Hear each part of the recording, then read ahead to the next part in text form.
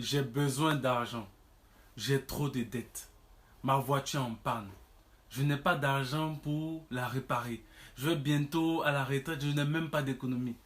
J'ai mis un peu d'argent de côté, je ne sais même pas dans quoi investir. Mon enfant est malade, mon enfant doit aller à l'école, où trouver l'argent? Si je pouvais avoir un prêt pour acheter une maison ou pour terminer ma maison, le lait de mon enfant est fini, mon bailleur réclame le loyer. Voici quelques problèmes d'argent assez courants qu'on rencontre tout le temps, qu'on entend tout le temps. Alors comment les résoudre?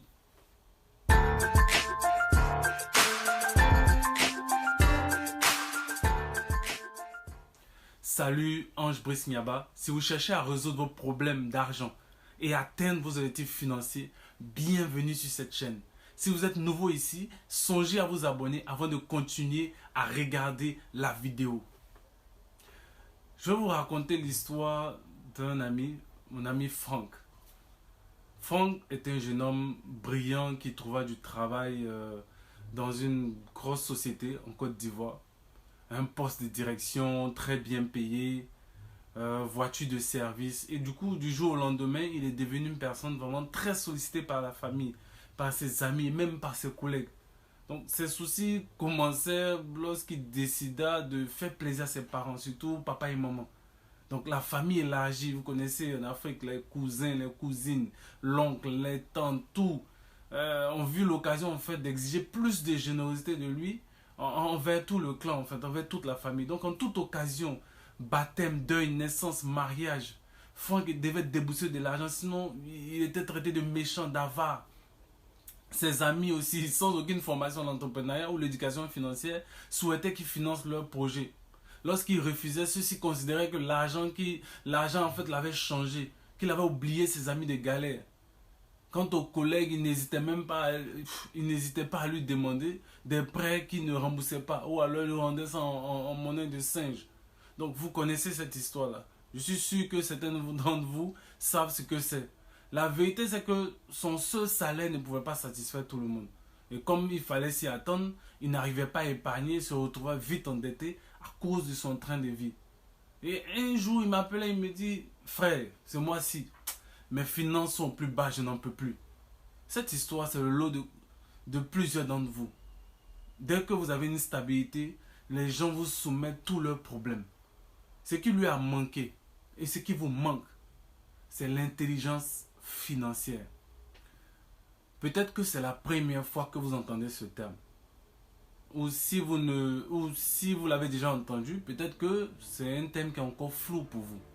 Donc je vais essayer dans cette vidéo de vous donner les bases de ce concept. Qu'est-ce que l'intelligence financière? L'intelligence financière est un terme qui est apparu dans les années 2000. Ce terme est attribué à Robert Kiyosaki, investisseur américain, homme d'affaires et conférencier. Il est l'auteur de plusieurs best-sellers connus dans le monde entier, dont Père riche, Père pauvre. Celui qui dit qu'il ne connaît pas Père riche, Père pauvre, je suis désolé, c'est qu'il ne lit pas des livres sur l'intelligence, il ne lit pas des livres sur les finances personnelles, sur l'argent. Alors, selon Robert Kiyosaki, l'intelligence financière, c'est la capacité à résoudre activement ses problèmes d'argent. Qu'est-ce que cela signifie? Tout d'abord, l'intelligence financière est une capacité. Une capacité, c'est une habilité, c'est une aptitude à faire quelque chose. Donc, être intelligent financièrement reviendra à développer l'aptitude à gérer ses finances personnelles, de sorte à faire face à toute sollicitation d'argent, de faire face à tout problème d'argent. Souvenez-vous de la première fois où vous avez fait du vélo, lorsque vous étiez tout petit, lorsque vous étiez enfant. En tout cas, moi, je m'en souviens très bien. Au début, vous trébuchiez. Mais à force de faire l'exercice plusieurs fois, de le répéter, vous avez fini par développer une aptitude à pédaler votre vélo sans tomber. Il en est de même pour l'intelligence financière. L'intelligence financière n'est pas innée. C'est une faculté qui s'acquiert, une capacité qui se développe. Ensuite, l'intelligence financière est une résolution active des problèmes financiers. En d'autres termes, plus vous cherchez des solutions à vos problèmes d'argent, plus vous devenez intelligent financièrement. Pourquoi? Parce que vous réfléchissez à créer de nouvelles opportunités d'argent. Et c'est ce processus de réflexion-là qui développe en vous des connaissances et un savoir-faire pour faire face en tout temps à des situations pareilles. Par exemple, je sais pas moi, si on vous dit que si vous ne payez pas la scolarité de votre enfant, d'ici 3 jours, il sera exclu. Je suis sûr que vous allez trouver une solution. Vous allez penser à de nouvelles manières de gagner de l'argent et vous développerez une certaine intelligence, donc une intelligence financière, car votre cerveau sera en mode comment je peux faire pour régler ce problème. Comment je peux faire pour régler ce problème. Ce ne sera plus comment je peux faire, qui va m'aider, qu'est-ce que j'ai fait à Dieu, oh pourquoi c'est moi, non, non, non, ou bien encore, oui, c'est vrai, qui va m'aider. Non, ce sera comment je fais pour monnayer mes talents, comment je fais pour gagner de l'argent. Donc, c'est l'intelligence financière qui permet de résoudre des problèmes d'argent. C'est la clé.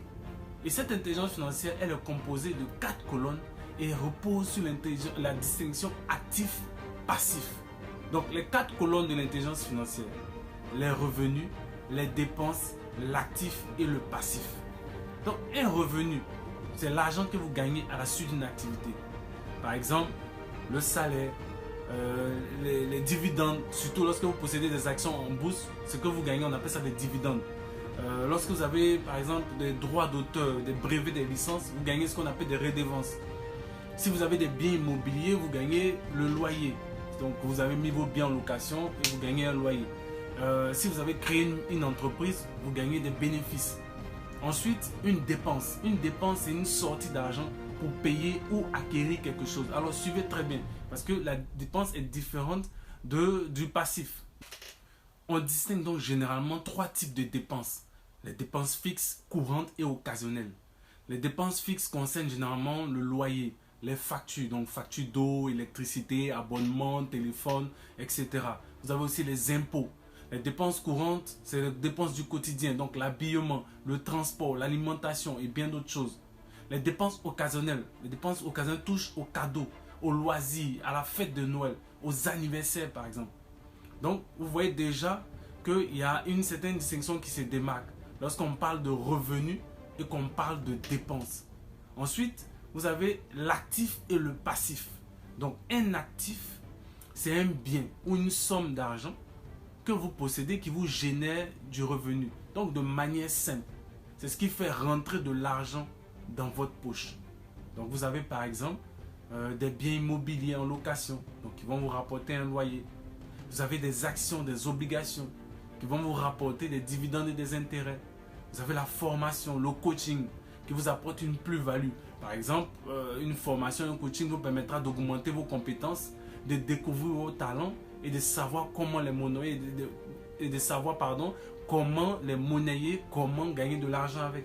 Vous avez l'assurance vie, vous avez l'épargne, vous avez le droit de la propriété intellectuelle. Tout à l'heure, je parlais de droits d'auteur, brevets, dessins qui vous rapportent des redevances. Enfin, le passif. Un passif est un bien ou une somme d'argent que vous possédez qui vous engendre des frais annexes et vous retire de l'argent. En d'autres termes, c'est ce qui fait sortir de l'argent de votre poche. Alors vous me direz, mais la dépense alors? La dépense fait sortir de l'argent de votre poche, le passif fait sortir de l'argent de votre poche, mais entraîne des frais annexes. Donc, dans les passifs, nous avons les prêts, toutes sortes de prêts, prêts étudiants, prêts immobiliers, prêts pour acheter une voiture, les crédits de consommation, l'hypothèque, etc. Donc, voilà ce que c'est que l'intelligence financière. Personnellement, je crois que l'intelligence financière est la clé fondamentale pour épargner, bien gérer et fructifier son argent. Et tous ceux qui la développent aujourd'hui atteindront leurs objectifs de vie financière et triompheront de leurs problèmes d'argent demain. Merci d'avoir regardé cette vidéo. Laissez-moi un pouce bleu si vous avez appris quelque chose. Écrivez en commentaire ce que vous en pensez. Et à très bientôt.